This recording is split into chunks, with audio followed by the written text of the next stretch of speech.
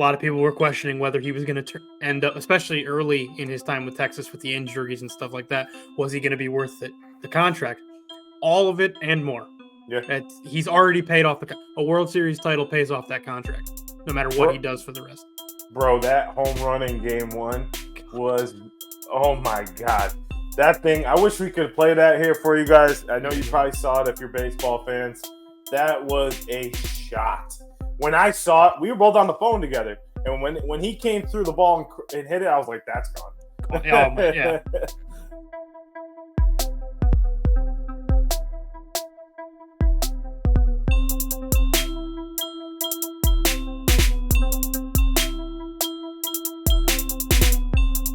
Welcome to the rotation with Mike and Jon. I'm Jonathan Sawyer. With me is my brother, Mike DeSanto. Mike, the 2023 MLB season is complete. We have our champion. The Texas Rangers are the World Series champion, and I believe it's their first one in franchise history. Is that correct? Correct, yeah. So they've been a few times before. I think most recently 2012 against the Giants, if I'm not mistaken. Correct me if I'm wrong in the comments. But they've come up short every time before, but they finally got over the hump, as they say, and managed to win their first World Series. So congratulations to them. It's a big accomplishment. Yeah, and ironically, Bruce Bochy was the one that beat him back in 2012. So yeah, exactly. It's only right for him to give them a championship, right? So Right. Congratulations to them. They were the hottest team all year, deservingly of this championship. Have had some highs and lows, especially with DeGrom going out, some key starters going out, and you thought, man, I don't know about this Rangers team. But they were resilient, and like we always said, they came into the playoffs hot, and this is what happens. And congratulations to them. Corey Seager, MVP. First two-time MVP since Reggie Jackson did it. Yep. And I believe Reggie did it with the Athletics, or did he do it with the Yankees? I believe he did it with the Yankees, 77, 78. Okay. That's pretty impressive for him. I mean, he played his ass off. He earned that contract. Oh, for sure. I mean, it's a lot of people were questioning whether he was going to end up, especially early in his time with Texas with the injuries and stuff like that. Was he going to be worth it? The contract, all of it and more. Yeah. He's already paid off a World Series title pays off that contract, no matter what he does for the rest. Bro, that home run in game 1 was, oh my God. That thing, I wish we could play that here for you guys. I know you probably saw it if you're baseball fans. That was a shot. When I saw it, we were both on the phone together. And when he came through the ball and hit it, I was like, that's gone. Yeah. I was very surprised, though, to see them pull off the way they did, especially losing Adolis Garcia. Not so much Scherzer, because Scherzer hasn't really been there. Mm-hmm. But losing Garcia, I thought was going to be, oh, shit. Another pillar fell for them. Yeah, and especially when you look at who replaced him in the lineup, a very good baseball player in Travis Jankowski. He's put together a pretty good MLB career, but traditionally Jankowski is kept on a team for his defense and especially his running. He's fast. So he's like the fourth outfielder / usually pinch runner. So I was like, man, that's no offense to Travis Jankowski, but that's kind of a big fall off compared to what, especially the way Garcia had been playing all playoffs. Like, I was like, that may be like not only a skill knock to the Rangers, but also morale. Like, you lose one of your best players, it's like, damn, now what do we do? Like, especially a guy that hit the walk-off in game 1. Yeah, exactly. And has been a tear through the playoffs. So, yeah, I mean, losing him I was just like, damn. I hope, like, he can't just fight through it for 3 more games, those type of things. But he kind of set the precedent. 4 Yankees raised the trophy. Former Yankees. Jordan Montgomery, Nathan Eovaldi, Aroldis Chapman, and there was one more. What's the other one? Andrew Heaney. I didn't even know he was a Yankee. But he was a Yankee for long. It was like half a season. They got him at the trade deadline to try to boost the rotation / bullpen, and which didn't work. But congratulations to those guys. Yeah. Well deserving, especially Jordan Montgomery. You know me from college. I was on his hype train as the 5th starter for the Yankees. He's a free agent now. I don't know what's going to happen. Maybe the Yankees will go after him. Maybe he'll just go back to St. Louis. He's got his ring. But it was nice to see those guys win a championship. Congrats to them.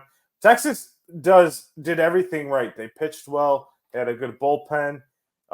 When they got down in games, the biggest thing I noticed from them is they had no give up factor. Right. 11-0 on the road, Mike, in the playoffs. Nuts. On the road, they were 11-0. Yeah. Like, what?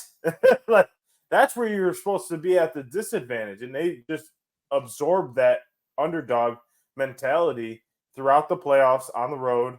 And hats off to them. They deserved every single win and championship. They deserve this. Played their hearts out. Like we've been doing the eliminated teams. So going over the eliminated teams. Since there's only one, we're going to go over both. And with this eliminated team is the Arizona Diamondbacks. And they were 3 wins away. They got 1 win, but they were 3 wins away. What are your thoughts on the Diamondbacks in a whole?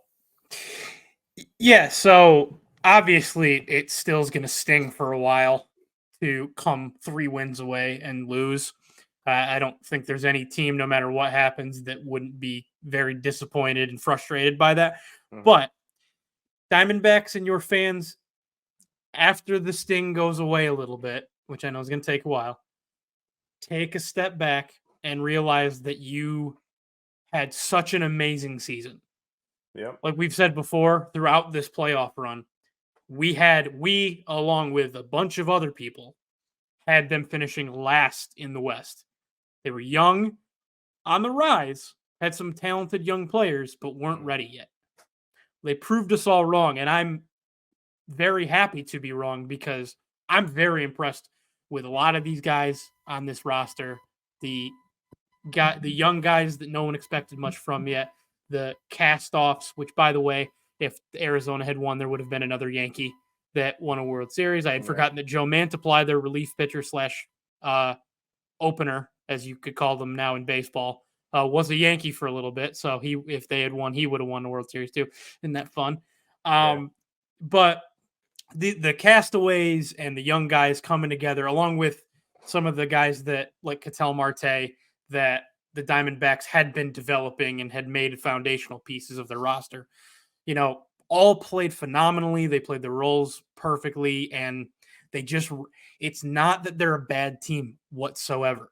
They just ran into what I think was the best team in the playoffs. Well, I don't know how you can. I don't know how anyone can stand up there and say they're a bad team when they're Exactly. They're the final 2.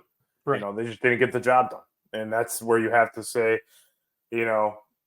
the season as a whole, 1 through 162 was great. We made it to the World Series, but we didn't get the job done, and we need to come back. They got a lot of young guys on the roster, so they're going to return a lot of guys, and maybe get a lot of guys in free agency too. May sign a lot of guys that may help that extra boost. I think the star-studded power of Texas and what they had was just a little too much for them. Right. The relievers, I didn't agree with a lot of the decisions the manager made in the games, pulling starters when you could have left them in, leaving starters in when they should have pulled them. And then I go back to this old thing called the bullpen game. I'm never going to understand this, and I don't think I ever will in my entire life watching baseball, because I understand your ace is expected to have a good game in the playoffs, but you need your bullpen at all times. And when you go have a bullpen game like you do in game 3 or 4, you miss out on an opportunity. If you have a very small, let me rephrase. You have a smaller opportunity to utilize this bullpen in the next game afterwards with the starter. The starter has a lot of pressure on him to say, I need to go 6 or 7. Or or my bullpen's going to come in and just get destroyed. And that's what happened kind of in game 3 or game 4, one of the two. I don't like the bullpen game. I don't. I think if the guy's hot, you leave him in. I get their strategy. I get their analytics. But it's like I always say, watch the fucking game. Watch it. Because if you're watching the game and your pitcher's doing well, like when he pulled Kelly in the NLCS, Kelly was like, "What are you doing?" I'm like pitching. I feel good. He just struck out like 6 in a row. He was pitching well, and you're pulling him. Like, I don't understand it. If you don't have to, why do it? I don't care what the analytics say. Analytics should go out the door in the playoffs. It should be a feel thing. If your starter is mowing down the lineup and you pull them like they did in Tampa a couple years ago, where they pulled Blake Snell. Granted, probably the Dodgers were going to win that game anyways, but he was mowing them down, and then you pull him, and he's just like, what the hell? It's a wonder why a lot of these pitchers leave their organizations, because they don't want to do that. Well, unfortunately, I think these pitchers are going to run out of organizations to go to that aren't going to do that, because it's every year it seems like more and more teams, that's how they're operating.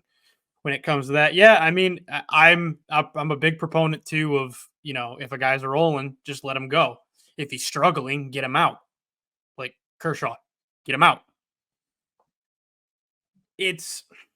I suppose this is it's the mindset that especially the lower salaried teams have adopted, where they don't have the money to bring in guys that an entire starting rotation that they would trust to start a game in the playoffs. So they decide, okay, well, if they figured out, I guess, through the analytics and through kind of the way things can work out, not always work out, but can work out, that if, okay, we throw this guy for 2 innings and this guy for 2 innings and this guy for 2 innings, well, we wouldn't necessarily have burnt out their arm yet, so we can't. It's not unusable later, like the next day or the day after. But we've essentially mimicked, I guess you could say, what a starter would have given us. I don't necessarily like it, because anything can happen in baseball. We talk about that all the time. Anything can happen. So, and especially in the playoffs, I mean, your ace is never guaranteed a good game, and they go out and they get blown up, and then they got to go get a beaten up bullpen. Now, I'm also the guy that's saying, look, suck it up. It's the playoffs. If you got to come in the game, go in the game and pitch the game. Like, you don't pitch that much during the season, so pitch. This is your time to really go. Right. So I get the whole aspect of it. I don't know. I don't like it for a playoff game. If you want to do it in game 2 because you went game 7 in the last game series and you want to rest your starter for one more game, okay. But still, even there, like, every game counts, in my opinion. You get down a couple more games, you go down 2-0, it's very hard to come back. And a lot of teams do, but it's very hard to come back when you get that deficit, especially going back to they went back to their home park, which was good, but I think they were also defeated by that game 1 loss. They had the win in the bag.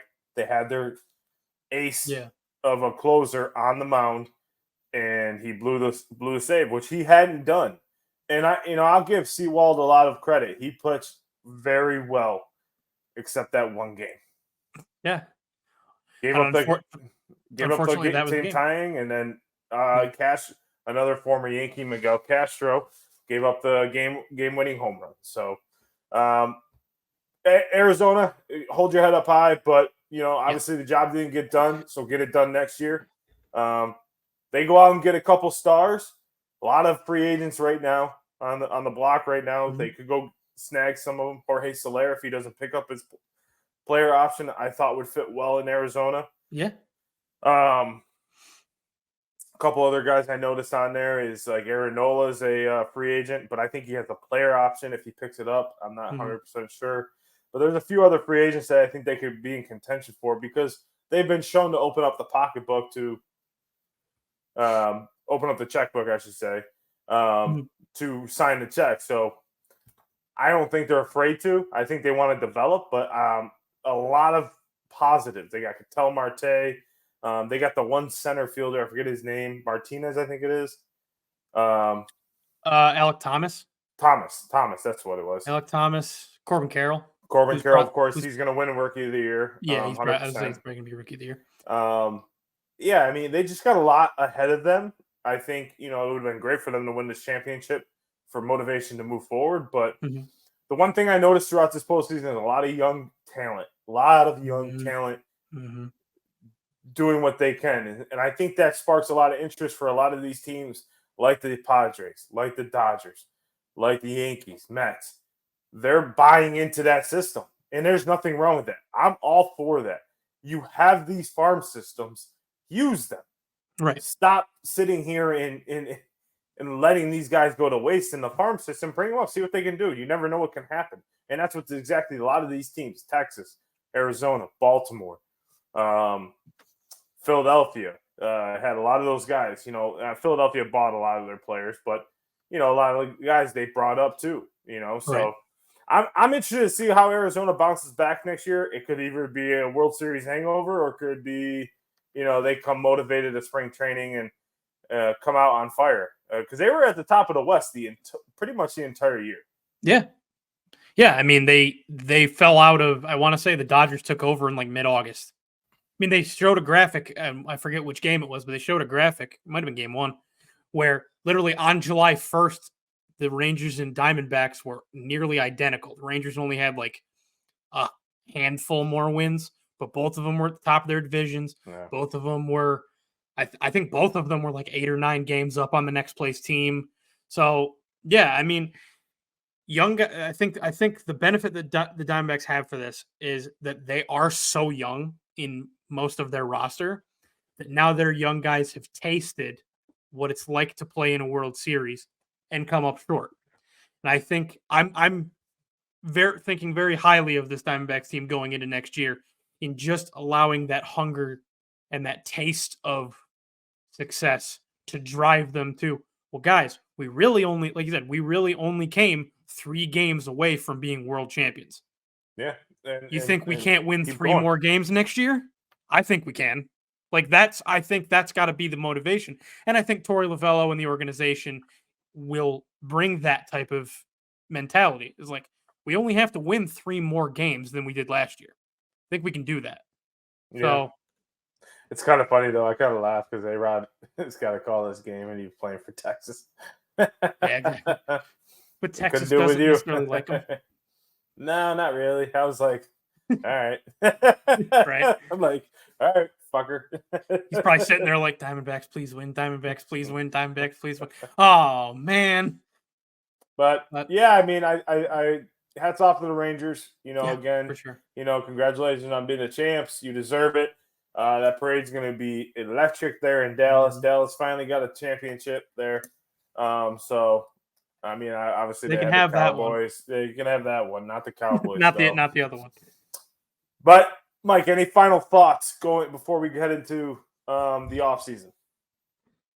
It's crazy that the wild ride of 2023 is over. Yeah. And we're headed into the offseason.